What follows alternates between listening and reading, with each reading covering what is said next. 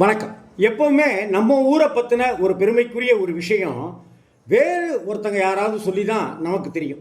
திருச்சி மலைக்கோட்டையினுடைய கோவிலினுடைய அவ்வளவு சாநித்தியங்கள் சக்தி எல்லாமே பக்கத்தில் வாசலில் குடியிருக்கிறவங்களுக்கு தெரியுதோ இல்லையோ, யாரோ எங்கிருந்தோ சொல்லுவாங்க. ஏன் தஞ்சாவூர் பெரிய கோவில் யார் கட்டினதுங்கிற விவரங்கள் உள்பட வெள்ளக்காரன் சொல்லி தான் நமக்கு யார் கட்டினது, ராஜராஜ சோழன் கட்டினதுங்கிறது எல்லாமே நமக்கு தெரியும்.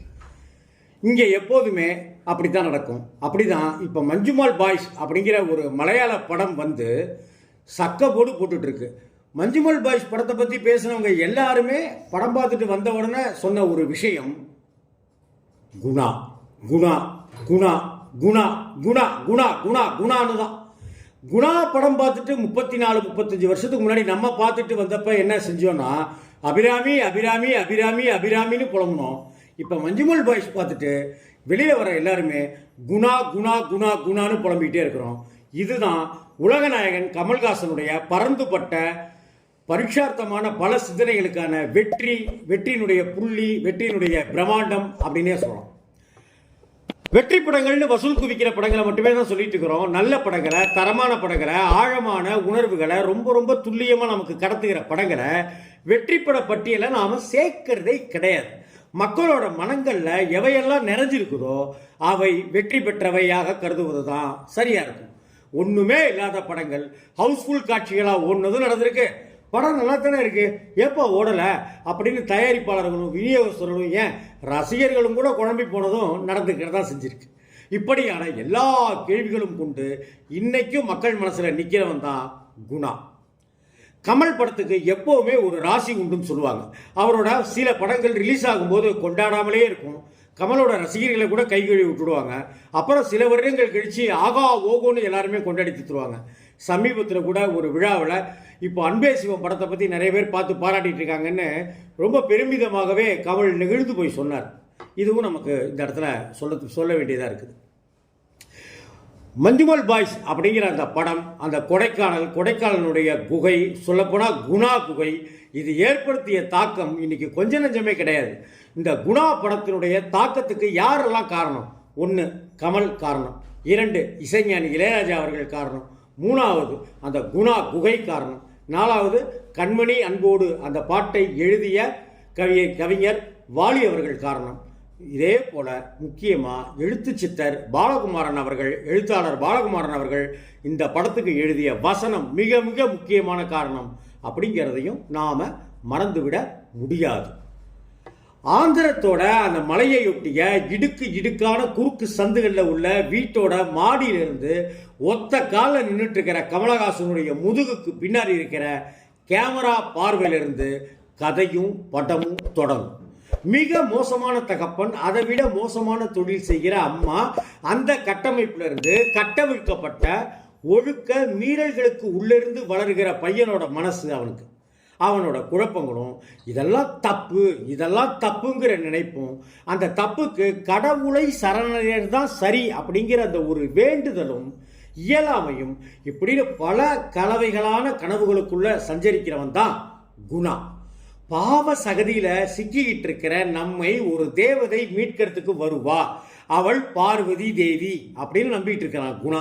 அப்படி அபிராமியே வந்தா நான் தான் சிவன் அப்படின்னும் அதீத சிந்தனைகளுக்குள்ளார அமிழ்ந்து கிடக்கிறான். ஆனா மனநலம் பாதிக்கப்பட்டவனாகவே அவன் எல்லோராலையும் பார்க்கப்படுறான். இங்கெல்லாம் ஒரே அசிங்கம், அம்மா அசிங்கம், ரோசி அசிங்கம், அப்பா அசிங்கம்னு சமூக கோட்பாடுகளையும் அத்துமீறல்களையும் சொல்றான். அபிராமி வருவா, வந்ததும் போயிடுவேன் அப்படிங்கிறான். இது ஏன் மூஞ்சி இல்லை, எங்க அப்பன் மூஞ்சியை ஏன் மூஞ்சியில ஒட்ட வச்சுட்டு போயிட்டான்னு சுயத்தை தேடி கதறான் குணா. அந்த கதறலும் அவனுடைய சிந்தனைகளும் ஆசைகளையும் நம்மையும் ஏதோ ஒரு விதத்துல தாக்கத்தான் செய்யுது. குணாவுடைய சித்தப்பா அவனுடைய பக்தியை கொண்டே அம்பாள் கனவுல வந்து சொன்னா குணா அப்படின்னு திருட்டு வேலைகளுக்கு குணாவை பயன்படுத்திக்கிறார். வேறு சில பிரச்சனைகள் வரும்போது அம்மாவே அவனை பயன்படுத்தி தப்பிக்க பார்க்கிறான். அப்படி ஒரு சமயத்துல நாயகியை பார்க்கிறான் குணா, அதுவும் கோயில். ஒரு நாள் வருவாடா அப்படின்னு சித்தப்பா சொல்லி வச்சிருந்தார் இல்லையா. திரும்பி பார்த்தா வாத்தியங்கள் முழங்க கம்பீரமாகவும் ஒய்யாரமாகவும் அழகாகவும் ஒயிலாகவும் தெய்வாம்சத்தோடையும் ஒருத்தி வரா. தன்னை ரட்சிக்க வந்த தேவதையாகவே, தெய்வமாகவே, உமையவளாகவே, அபிராமியாகவே அவளை பார்க்குறான் குணா. கோயில் பணத்தையும் நகைகளையும் கொள்ளையடிக்கிறாங்க சித்தப்பாவும் அவருடைய ஆட்கள். அப்போது தப்பிக்கிற கலேபரங்களுக்கு மத்தியில் நாயகியை தூக்கிக்கிட்டு வந்துடுறான் குணா. பிறகு வீட்லேயும் சிக்கல் பிரச்சனைகள். அவளை தூக்கிக்கிட்டு ஆந்திரத்திலிருந்து தமிழகத்தினுடைய கொடைக்கானல் மலைப்பகுதிக்கு வந்துடுறான். அந்த மலையில் குணாவுக்கும் அபிராமின்னு அவனை நினச்சிட்டு இருக்கிறவருக்குமான உறவு என்னவானுச்சு, அவர்கள் கதி என்னவாச்சு அப்படிங்கிற ஒரு அப்நார்மலான ஒரு கதையை பிடிச்சி அதற்குள்ளார ஒரு நார்மல் அன்பையும் உணர்வுகளையும் கடத்தி கொடுத்திருப்பது தான் குணா திரைப்படம் செய்த மாயா ஜாலம். பெண்களை வச்சு தொழில் நடத்துகிற வரலட்சுமி, அந்த கூட்டத்தில் இருக்கிற ரோசி, ரேகா, சித்தப்பா ஜனகராஜ், ஒப்புக்கு டாக்டராக இருக்கிற காக்கா ராதாகிருஷ்ணன், மனநல மருத்துவர் கிரீஷ் கர்நாட், தமிழுக்கு புது வில்லனாக சரத் சக்சேனா, அவர்களுக்கு முதலாளியாக பல கோடி சொத்துகளுக்கு அதிபதியாக கதையின் நாயகி ரோஷினி. தொடர்பில்லாத பேச்சு, முட்டாள்தனமான சிரிப்பு, பொசுக்கு பொசுக்குன்னு வந்துடுற கோபம், தாங்க முடியாமல் பீரிடுகிற அழுகை, எப்போ எதுக்கு ஏன் அப்படின்னு தெரியாமலேயே வரக்கூடிய ஆவேசம்னு எல்லா உணர்வுகளையும் புது மாதிரியாக கொடுத்து தன்னுடைய நடிப்பால் குணாவை அசுரத்தனமாக உழவ விட்டிருப்பார் கமல்ஹாசன். நாயகி ரோஷினியின் கண்களை மறக்கவே முடியாது. அவருக்கு குரல் கொடுத்த நடிகை சரிதாவையும் நம்மளால் மறக்காமல் இருக்க முடியாது. நினைவுபடுத்திக்கிட்டே இருக்கிற வாய்ஸ் அது. அந்த கேரக்டரோட குரலாகவே சரிதாவோட குரல் முகம் காட்டாமலே நடிச்சிருக்கும். படம் பாருங்க தெரியும். காத்தே வரல, இதில் சத்தம் தான் வருது அப்படின்னு மின்விசிறியை காட்டி வரும் வரும் வரும் வரும் வரும்னு கையை மின்விசிறி ரெக்கைகளை போல சுழற்றி கொண்டே பேசுகிற கமலை அரவணைத்து அணைத்து ஆசுவாசப்படுத்துவார் ரேகா. கவிதை மாதிரி இருக்குங்க இந்த காட்சி. எரகட்டா டாக்டர் சொல்லியிருக்கார், எனக்கு பைத்தியம் இல்லைன்னு அப்படின்னு கை குவிப்பார் கமல். கைகள் தெரியாது, ஜனகராஜ் போட்டோட ஜிப்பா தான் இருக்கும், ஜிப்பா மறைச்சிருக்கும் கையை. சித்தப்பா ஜிப்பா பெருசாக இருக்குது அப்படிம்பார் கமல். அந்த நாடகம் சொதப்பலாயிடும். கமலை கண்ணா பின்னான்னு திட்டுவார். அம்மா வரலட்சுமி, ஒரு பேப்பரும் பேனாவும் கூட நான் 500 கையெழுத்து போடுறேன் அப்படிம்பார் கமல். தேட்டரே சிரித்து ரசித்து கைத்தட்டும். இதெல்லாம் கமலஹாசனுடைய சின்ன சின்ன டச். படத்தோட மிகப்பெரிய பலம் கமல்ஹாசன் கமல்ஹாசன் கமல்ஹாசன். அதே போல் கமல் அவர்களுக்கு மிகப்பெரிய பக்கபலம் பாலகுமாரன் பாலகுமாரன் பாலகுமாரன். படத்தோட வசனங்களை இன்னைக்கு கொஞ்சம் கூர்ந்து வசனங்களுக்காகவே ஒரு முறை படத்தை பாருங்க. எந்த அளவுக்கு வசனங்கள் இந்த படத்தை தூக்கி கொண்டு போய் நிறுத்தி இருக்குங்கிறத நம்மளால் உணர முடியும். அனைத்தையும் இன்றைக்கும் ஸ்லாகித்து சொல்லுகிற ரசிகர்கள் ஏராளம் பேர் இருக்காங்க. வசனங்கள் ஏகப்பட்ட பேருக்கு இன்னைக்கு மனப்படமாகவே ஆயிடுச்சு. கடத்திட்டு வர வழியில் தண்ணி பிடிக்கிறதுக்காக ஒரு இடத்துல குளக்கரையில் நிப்பாட்டுவார் கமல். அதற்குள்ளார கார் எடுத்துகிட்டு கிளம்புவாங்க ரோஷினி. குறுக்க வந்து நிற்பார் கமல். வழிவிடு இல்லைன்னா ஏற்றிடுவேன் அப்படிம்பார். அது விழு அப்படின்னு ஆச்சரியமாக கேட்பார் கமல். விருட்டுன்னு கார் வந்து மோத கரண கொடூரமாக கமல் எகிரி அடித்து விடுவார். பதட்டத்தோட ரோஷினி பேய்த்தனமாக சிரித்தபடி கமல். இதே வேற எவனாவது செஞ்சுருந்தா அவன் செத்துருப்பான், வேற யாருக்கிட்டையாவது செஞ்சுருந்தா அவனும் செத்துருப்பான். நானாக இருந்ததால் சாகலை, நீயா இருந்ததால் சாகலை. விதி, எழுதி வைக்கப்பட்ட விதி, நமக்கு சாவு கிடையாது அப்படிம்பார் கமல். தேட்டர் அதிரும். அந்த மழை ஃபுல்லாக பெண்டகால் வாசனை தான் பார் கமல். டாக்டர் நாக்கு தடிச்சிருக்கா பாருங்க அப்படின்னு ஒரு இடத்துல கேட்பார். குணாங்கிற கதாபாத்திரத்துக்குள்ளார இருக்கிற ஒரு குழந்தைமை இருக்குல்ல, அந்த குழந்தைமையை நமக்கு அப்படி கடத்திடுங்க இந்த படம். கொடைக்கானல் மலை இடிஞ்சிருக்கிற ஒரு தேவாலயம், அதில் தான் கமலும் ரோஷினியும் தங்குவாங்க. அங்கே இருக்கிற குருவிகள் சத்தமிட்டு அலறும். பயப்படாத, நாங்கள் தான், அதுவும் பயப்படுது உன்ன மாதிரி அப்படிம்பார் கமல். கடைக்கு கிளம்பும்போது குணா ஜாக்கிரதை அப்படிம்பார் ரோஷினி. அவளையும் அவளுக்கு பின்னார இருக்கிற ஒரு ஒளியையும் சேர்த்து பூரிச்சு போய் அபிராமி அபிராமி ஒரு புலம்பர். அதை எடுத்து பின்னணியில் கல்யாணம் அப்படிங்கிற சந்திரபாபுவோட பாட்டு ரேடியோவில் கேட்கும். அந்த அப்பாவித்தனத்துக்குள்ளார கொஞ்சம் மிடுக்கு, கொஞ்சம் அப்பாவித்தனம், கொஞ்சம் அரளு சுத்தனம், கொஞ்சம் அதிமேதாவித்தனம்னு இவ்வளவு கலவையை கமலஹாசனை தவிர வேற யாருங்க காட்டிட முடியும்? படம் முழுக்க ஒரு நாவல் தன்மை இழையோடிட்டே இருக்கும் குணா படத்தில். அதே போல தன்னுடைய எழுத்துக்களால் எந்த இடங்கள் எல்லாம் முத்திரை பதிக்க முடியுமோ அங்கெல்லாம் எழுத்துக்களை தூவி தூவி நிறவிட்டே வந்து நமக்குள்ளார தாக்கத்தை ஏற்படுத்தியிருப்பார் எழுத்தாளர் பாலகுமார். இந்த கட்டி போடுற பிஸ்னஸ்லாம் வேணும்னா ஓடி போக மாட்டேன்னு சத்தியம் பண்ணி தரேன், சத்தியம் பெருசா சங்கிலி பெருசா அப்படின்னு கமல் ரோஷினிட்ட கேட்பார். சத்தியத்தின் மூலம் பேரன்பை பெறலாங்கிறத, பேரன்பின் மூலம் சத்தியமாக இருக்கலாங்கிறத, இதை விட என்ன காட்சி என்ன வசனம் சொல்லிட முடியும் சொல்லுங்க? குயிலே குயிலே அங்கே ஒரு குருவியை சுட்டு கொண்டுட்டாங்க குயிலை அப்படின்னு ஏதோ ஒரு பறவைகிட்ட சொல்லி புலம்புவார் கமல். அது எதுக்கோ சத்தமிடும். உடனே கமல் ஆமாம் அப்படிம்பார். என்ன வேணும் என்கிட்ட? குணா, நானா இந்த உடம்பா? என் உடம்பு வேணுமா?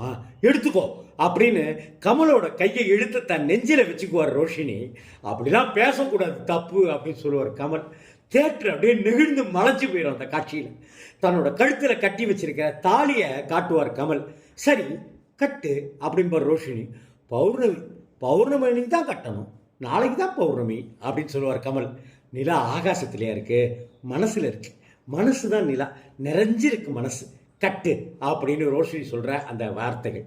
அபிராமி சொன்னா சரிதான் அப்படின்னு தாலி கட்டுகிற காட்சியில ஏனோ கலங்கி கனத்து போயிடும் நம்மளுடைய மனசு.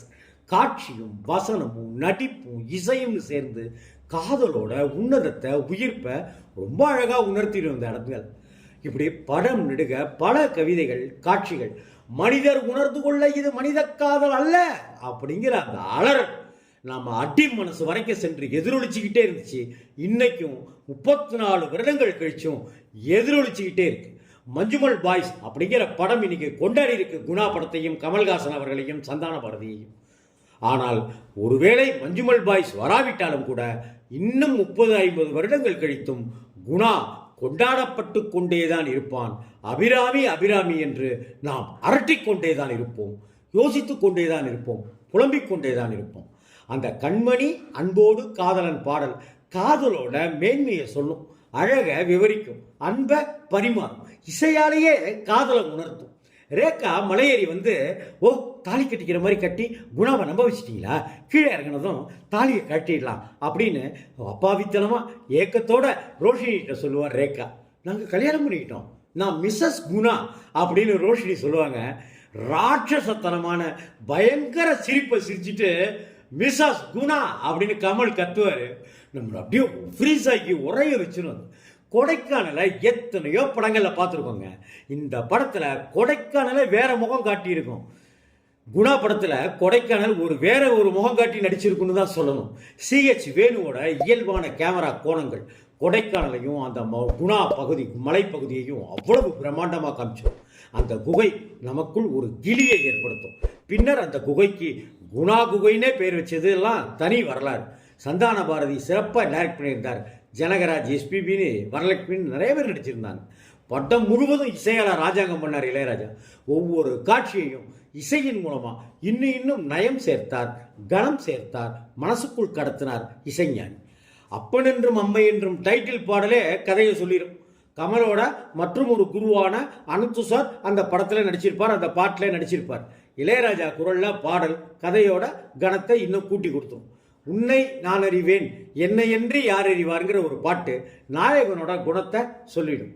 பார்த்த விழி பார்த்தபடி பூத்து இருக்குங்கிற பாடல் அந்த அழகிய காதலை ஆழமா உணர்த்திடும். கண்மணி அன்போடு பாடல் மனிதர் உணர்ந்து கொள்ள இது மனித காதல் அல்லங்கிறத தெளிவாக்கிடும். அம்மிக்கல்ல எடுத்து கமல் நெஞ்சில் அடிச்சுக்கிற அந்த காட்சி, ஆஸ்பத்திரியில் சுற்றி சுற்றி நடந்துக்கிட்டே பேசிக்கிட்டு சூழலை முட்டி மோதி டப்புன்னு சுருண்டு விடுற அந்த சீனு, அபிராமி உள்ள இருக்கு, எழுத்து வெளியில இருக்கு அப்படின்னு டாக்டர்கிட்ட கமல் தன்னிலையை விளக்குற அந்த அழகு, அப்புறையே லட்டு கொடுத்த.